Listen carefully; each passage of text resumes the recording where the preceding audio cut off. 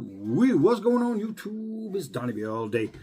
It's Lothar Day, Lothar Day, Lothar Day. So, if you guys remember, we got this thing in. I can't wait to show you outside because it's beautiful. It does come with a hard case and a soft case, and some other. The soft case is really nice. It's really nicely lined. I could sleep in that thing if it was bigger. But check this out. Oh, I can't wait to get it outside because the scales. It's not going to do any justice in here, I don't think. I mean, it still looks cool, but it's going to look better outside, I think.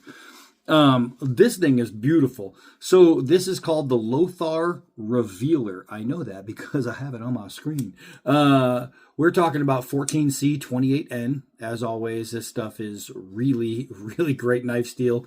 We're looking at an aluminum handle, button lock. Let's see. We have an overall length of 6.89 inches with just about a 3-inch blade, a 2.8 millimeter blade thickness, a 0.43 inch handle width. It's got carbon fiber inlay with blue sparkles, elegant waistline layers, nicely chamfered edges, and I think that's really all I need to get into. Oh, the Rockwell is 5860.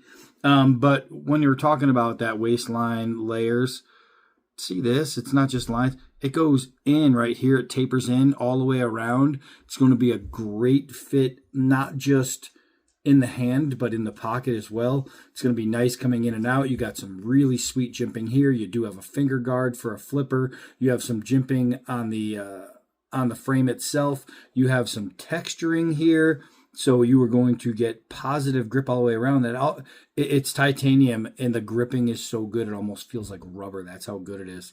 It's got a sweet little pocket clip. You have a nice blue spacer with lanyard hole in it. This thing is a really good looking knife. That is a gentleman's knife if I ever saw one. That is really good. Let's see.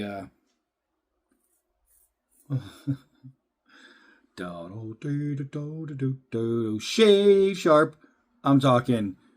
There's one thing you will find with this knife company is every single knife you test from them, you get from them, you use from them, that sucker's coming sharp. Let's take it outside. All right, I figure try and get a good look at this thing as I drop it. All right, maybe that's better. Wow, I have my glasses on, my sunglasses, which means I really see a glare when I look at the screen, but I just saw the blue like light up. This thing is crazy cool looking. I got to remove my glasses. It's going to hurt my eyes in the sun, but I don't care. This knife, when you move it, it changes. This is beautiful, man. This is actually a really, really nice knife. The colors just absolutely pop. It's a stunner. All right, let's get this thing on the tabletop. We might have to actually switch sides because the sunshine is coming from the other way. And I want you guys to see this thing in all its glory. It is beautiful. It is beautiful. Let's take this thing right here. See if we can't do a couple of punch downs. Go across the grain with the grain. I just want to test this tip and the lock, obviously, because it's not closing on my hand, which is a good thing. And I mean, oh, golly, is that fluid? That is fluid. What I want to see if we can do some kind of get the dog back in the yard stuff. Back on track. Let's see if we can. It's kind of a weird angle, but I want to see if I can get a couple hard downward throws. Oh, that was a hit. That was super hard. Let's try that again. Oh, yeah. All right, so for those who don't know, when you throw a folding knife, if you throw it nice and hard, it puts a ton of pressure right here on the axis. And when you're talking about a locking knife, it puts a lot of pressure on that lock. So for the knife to be able to close back and open back and have that lock still work, it shows that it can take a lot of impact, and that's a good thing. You can actually see how far it dove in, which is really, really nice. The grind on this is actually beautiful. It's a flat grind, a high flat, and it's like 3/4. And then it kind of, it's a sweet drop point you can see, but it's almost like a modified clip.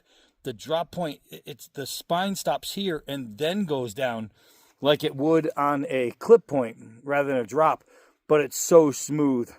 It's still a drop. It's just freaking nice. So luckily we have these beautiful birds out here with orange stems and spots, and when you turn them over, they're like orange iridescent colors, but they're really nice feathers.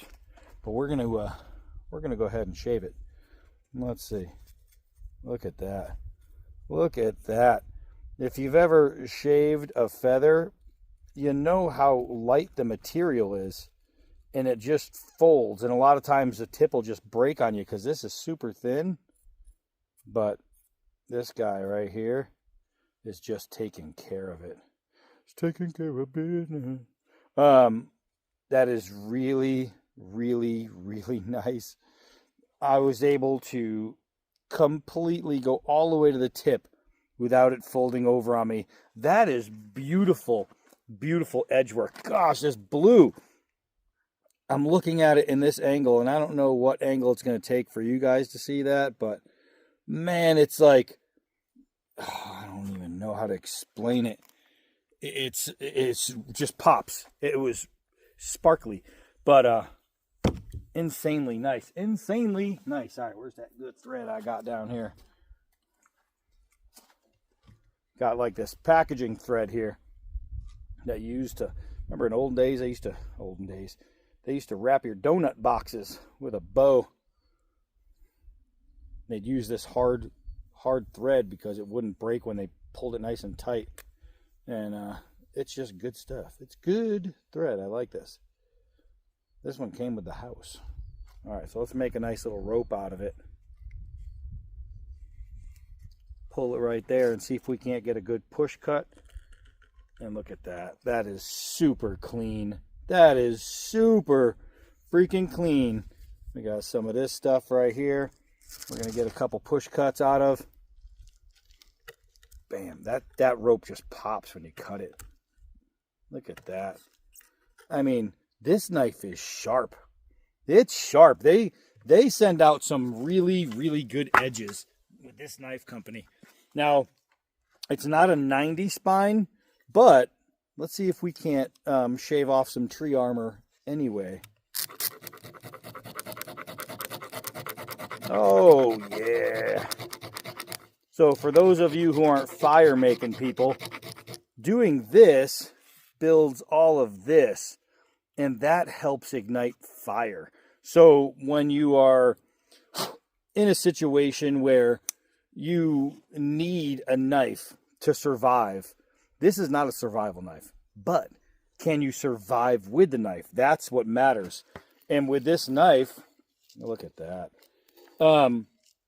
Survival comes down to one major thing: fire. You want to get water clean, you're going to need fire. You want to stay warm, you're going to need fire. You want to defend a camp from critters coming around while you sleep, you need fire. Fire is extremely important. And to be able to have a knife that's going to be able to get you everything you need to make your fire. And then you can use the ricasso here to strike a fail rod, or you can cut out your fireboard. That kind of thing is really, really good. And remember, this is nice hard wood. It is really, really hard. And this knife has no problems. No problems getting through it. That is so nice. I mean, all this right here, this is just up in flame type stuff. But that's not even what this knife is made for. It's just nice to know that just in case, if that's what you need the knife for, it's going to be there. Otherwise, this is your EDC. This is your put it in your pocket, take it out, cut open your packages. If you work in a warehouse, you're going to be fine. Cutting open your rope and your twine, things like that. Maybe you have packages that come in with that plastic strapping on it, and you need to be able to cut through it. No problem. It's going to do it anytime, every time. It's just, they make really good knives. And the steel, this knife steel is great. It's just great. But this is right here. It's an EDC, and it's fast enough because not only is it a button lock, so I mean, think about it. You have an auto knife, boom, you press the button, it's open. It's that fast. I'll try to get one more video in before Christmas. If I don't, Merry Christmas to everybody, and I'm pretty sure I'll make a short. Fantastic. All right, so that's it for this one. Hi, I'm Donnie Until next knife.